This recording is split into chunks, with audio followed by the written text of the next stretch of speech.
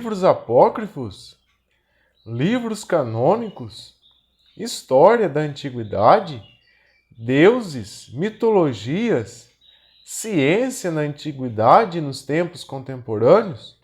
Se você gosta desses assuntos, acredito que você está no canal certo, o canal Decifrando as Escrituras. Sejam muito bem-vindos!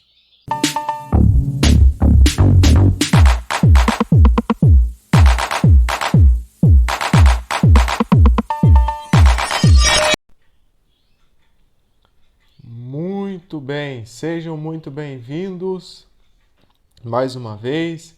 Hoje nós continuaremos o estudo que foi apresentado ontem, os deuses romanos, o que a Bíblia diz a respeito. Eu vou estar aqui modificando, a forma de visualização da tela, para facilitar aí para vocês que estão em casa o nosso estudo.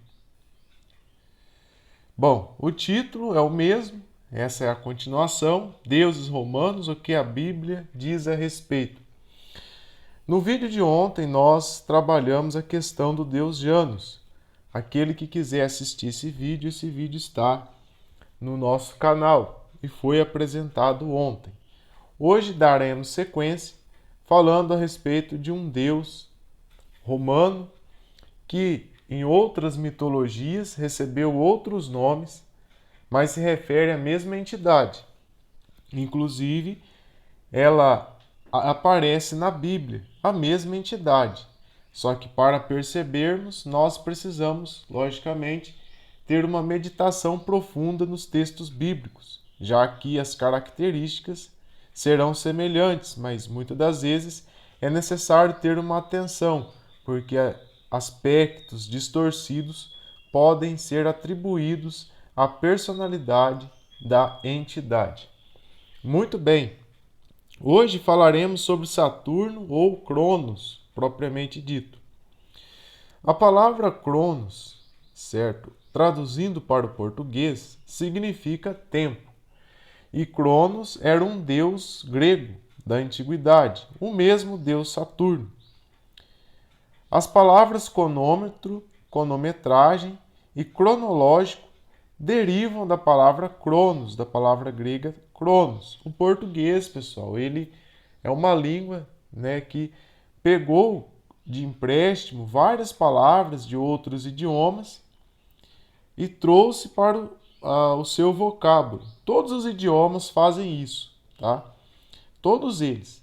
E o português hoje falado no Brasil, ele tem várias palavras aportuguesadas, que a sua origem remonta ao árabe, as suas origens, ou ao latim, às vezes ao grego, ao tupi-guarani, porque a língua é algo que se modifica ao longo dos anos. Tanto Saturno como Cronos, agora se referindo à entidade, eles aparecem, nas obras de arte, segurando um relógio na mão, gravem isso, tá? Um relógio de areia e uma foice. Por que será? Vamos compreender aqui mais adiante. Então, Cronos, ou Saturno, ele é associado à prosperidade. As pessoas, no finalzinho do inverno, no Império Romano, eles prestavam um culto chamado de Saturnália. E esse culto, a Saturnália, ela era um culto que envolvia aí, sacrifícios de ordem sexual, orgias, muito vinho, bebedices. E a festa era tão importante que os trabalhos, as atividades laborais eram paralisadas. Atualmente, a festa da carne, ou carnaval, ela tem a sua origem, suas raízes na Saturnália. Lembrando que o carnaval ele não é praticado só no Brasil. Logicamente que aqui no Brasil teremos uma forma de se praticar carnaval que vai ser diferente, de outros países. O carnaval praticado no Brasil, por exemplo, dependendo da região, se for na Bahia, em Pernambuco, ou no Rio de Janeiro, ou então em São Paulo, ele vai apresentar características diferentes nas manifestações de dança, na música, né? Porque aqui no Carnaval aqui do Brasil, por exemplo, nós temos a questão, o uso do samba, né? E dependendo da região, ele vai ter uma manifestação diferente.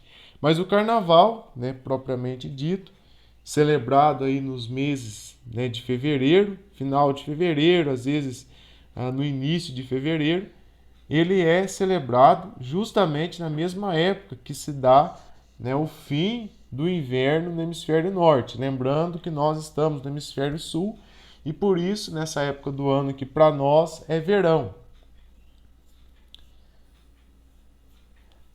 Segundo a mitologia grega e a mitologia romana, Saturno foi o deus que inventou a agricultura.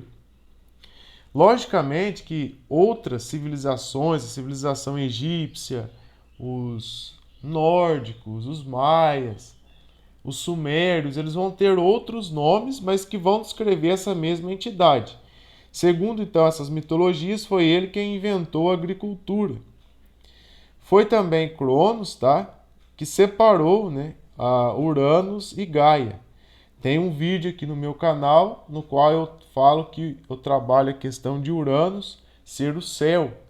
E, inclusive, a palavra Urânio deriva da palavra Uranus. Hoje, Urano ele é um planeta, né? É um planeta no sistema solar que recebeu esse nome. Mas no passado, Uranus, ou o próprio Urano, ele era o céu, tá? Se você fosse há cerca de 1.500 anos atrás, 2.000 anos atrás, e perguntasse para um grego a palavra Urano, certamente ele diria para você que significa céu, e apontaria para o céu, inclusive. Então, segundo as mitologias, né, Cronos ou Saturno, ele governou durante um período conhecido como Idade do Ouro. Atualmente existem pessoas que vão dizer que essa Idade do Ouro se deu na época anterior ao dilúvio de Noé. Outros, porém, né, dizem que foi antes mesmo da criação desse mundo. Vamos pensar aí no Gênesis capítulo 1, versículo 1, né, onde é dito que no princípio criou Deus os céus e a terra era sem forma e vazia, né? Depois aparece o caos e Deus recria as coisas novamente. É a transição do Gênesis 1:1 para o Gênesis 1:2 e 1:3. Leiam com atenção esse texto, que vocês perceberão. Parece que as coisas tinham sido criadas anteriormente, houve um caos, e depois Deus ele vem reestruturar tudo novamente. Aqui nós temos essa imagem, pessoal. Uranus, né, na figura do céu, e Gaia, a terra. Esses dois eram duas entidades, né, que os gregos acreditavam, dois deuses, que estavam juntos no passado. E Uranus, né, ou no caso Cronos, desculpa, ou Saturno, ele causou a separação desses dois. Olha lá, isso daqui é uma obra de arte retratando a ocasião em que Cronos ele esquartejou Uranus. Isso aqui é um automóvel de uma montadora famosa que recebeu o nome do deus romano, o deus Cronos. Também existem obras de arte, olha lá, reparem no relógio, na foice que está em suas mãos. Existem obras de arte que retratam Cronos, né, como um ser humanoide, né, um bode, metade homem, metade bode. Aqui mais uma obra de arte, né, representando essa entidade. Vamos agora aos textos bíblicos. O que a Bíblia diz a respeito dessa entidade? Primeiramente, precisamos entender que Satanás, né, ele promete bens materiais para Cristo. Da mesma forma que os romanos e os gregos pediam bens materiais para essa entidade, Satanás é hoje, né, aquele que dá bens materiais. Né? Não que Deus não conceda bens materiais, mas a gente tem lá, por exemplo, em Colossenses capítulo 1, onde diz, né, a passagem que nós precisamos dar atenção muito mais às coisas celestes. Quantos e quantos textos no Novo Testamento e também no Velho Testamento apontam para a questão do céu? Não tem lá a comparação do apóstolo Paulo, a Jerusalém terrena e a Jerusalém celeste? Pois bem, da mesma forma, né, nós temos características semelhantes a essa entidade, a questão de Caim. Né? Caim, diferentemente de Abel, segundo o livro dos justos, Caim, ele era alguém, se eu não me engano, o livro dos justos, tá, pessoal? Eu posso estar enganado, mas se eu não me engano é o livro dos justos que traz essa informação, dizendo que Caim, né, Deus rejeitou o sacrifício dele, porque ele era uma pessoa muito ligada, né, ao materialismo, às coisas materiais. E Caim também foi o primeiro agricultor nesse mundo. Falando sobre a questão de homicídios, olha para vocês verem, ele aparece com uma foice em suas mãos. No Gênesis está escrito que, a partir do momento, palavras do próprio Deus, que o homem e a mulher experimentassem do fruto da árvore do conhecimento do bem e do mal, eles morreriam, certo? E a gente nota nas escrituras que tem lá o livro dos jubileus, e o livro dos jubileus diz que cada dia que se passou lá no Jardim no Éden representava um milênio. Aí temos lá uma comparação no livro de Salmos e também na Epístola de Pedro, que dizem que 1000 anos para Deus são como um dia e um dia como 1000 anos. Ou seja, a cada um dia nosso, a cada um dia celeste, né, para Deus, equivalem a 1000 dias nossos, 1000 anos de vida nosso. Então, Matusalém, um homem que mais viveu na Bíblia, não passou dos 1000 anos, chegou a 960 anos de vida. Então a gente tem aqui uma associação de que essa entidade, Saturno, com esse facão na mão, né, essa arma, digamos assim, ele é o Deus da morte. Inclusive Satanás, é dito, né, no Evangelho de João, que Satanás foi o primeiro homicida da história. E, assim como ele, Caim foi o primeiro homicida aqui na terra. Vejam as semelhanças. Só peço perdão, porque eu não me lembro aqui se é o Evangelho de João ou a Epístola de João, tá, pessoal? Vamos lá. Aqui a gente tem um texto, né, que eu expliquei agora há pouco. Aqui a gente tem uma representação de Saturno. Reparem, né, que, segundo as agências espaciais, Saturno ele é um planeta, né, no sistema solar. Ele é de acordo com as agências espaciais, ele é o 6º planeta do sistema solar. Observem para vocês, ele está ligado ao 6º, certo? Ao número 6, 6º planeta do sistema solar, sexta-feira, certo? 666.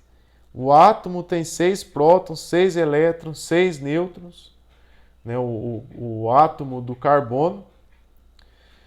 Reparem para vocês verem as semelhanças nesse planeta aqui. Não é à toa que ele recebeu esse nome. Foi uma homenagem que fizeram para ele. E muito além disso. Segundo as agências espaciais, né, os anéis de Saturno são formados por cinturões de asteroides. Né, e esses asteroides estão presos à gravidade de Saturno e circulam em torno dele como se fossem satélites, né? Semelhantemente ao que a Lua faz em torno da Terra, né? Segundo as fontes oficiais aí de astronomia. Uma outra associação é o personagem da Marvel, né? O Apocalipse, que segundo o próprio desenho ele sai, né, de dimensões nas quais ele está aprisionado.